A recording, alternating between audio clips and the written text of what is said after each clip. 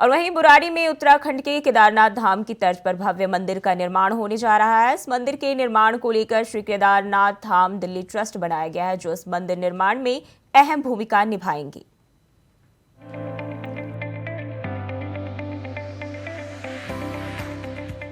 उत्तराखंड का केदारनाथ मंदिर देश और दुनिया में प्रसिद्ध है, जहां लाखों की तादाद में हर साल देश विदेश से लोग पहुंचते हैं और महाकाल के दर्शन करते हैं। अक्सर ही हम और आप देवभूमि के इस पावन स्थल पर जाकर शिवजी की पूजा आराधना करते हैं। जाने वाले तो हर साल बाबा के दर पर जाकर आशीर्वाद ले लेते हैं, लेकिन कुछ लोग ऐसे भी होते हैं जो चाहकर भी इस पावन जगह पर नहीं जा पाते। और आप भी अगर दिल्ली या फिर इसके आसपास के इलाकों में रहते हैं तो आपके लिए खुशखबरी है। जी हाँ, आपको बाबा केदार के दर्शन के लिए अब उत्तराखंड जाने की जरूरत नहीं होगी, क्योंकि आने वाले दिनों में आप दिल्ली में ही भगवान शिव के केदार रूप का दर्शन कर सकेंगे।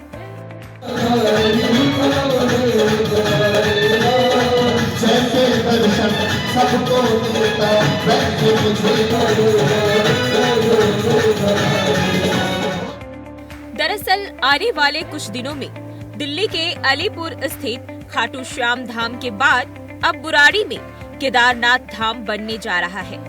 रविवार को दिल्ली के बुराड़ी में धार्मिक और सामाजिक जगत के प्रतिष्ठित लोग एकजुट हुए और भोले बाबा के धाम स्वरूप केदारनाथ धाम के लिए न केवल जगह सुनिश्चित की, बल्कि विशाल मंदिर के निर्माण के लिए आगे की प्रक्रिया पर भी कदम बढ़ाया गया।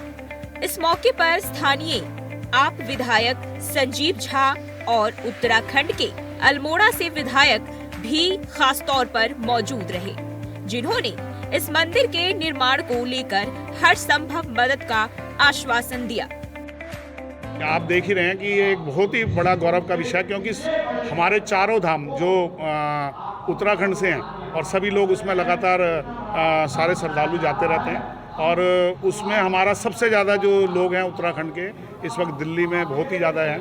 मेरे को लगता है कि 50,000 तो हमारे यहाँ बुराड़ी में ही लोग उत्तराखंड के होंगे, और अन्य क्षेत्रों में भी हैं। और सभी से हमारा अनुरोध रहेगा, जो भी प्रोग्राम होंगे उसमें हम लोग सभी को ये बताएंगे कि भाई हमारा बुराड़ी में एक मंदिर बनने जा रहा है, उसमें सभी लोग मिलजुल कर सहयोग करें, और जिससे कि वहाँ की एक पहचान, एक धरोहर हम यहाँ भी बनाएंगे। मुझे लगता है कि ये जो मंदिर निर्माण हो वो किसी एक व्यक्ति या संस्था का नहीं होता है, वो सभी समाज का होता है। तो मैं उम्मीद करता हूँ, और मैंने भी पर्सनली यही कहा है, सभी ट्रस्टी को मैंने ये कहा है कि हमारी जो भी ज़रूरत पड़े, जिस तरह की ज़रूरत पड़े, मैं उनके साथ हूँ। मैं क्षेत्र के सभी लोगों को कहना भी चाहता हूँ, ये बुराड़ी में ये मंदिर बन रहा है, मुझे लगता है कि इससे बड़ी गर्व की कोई बात नहीं है।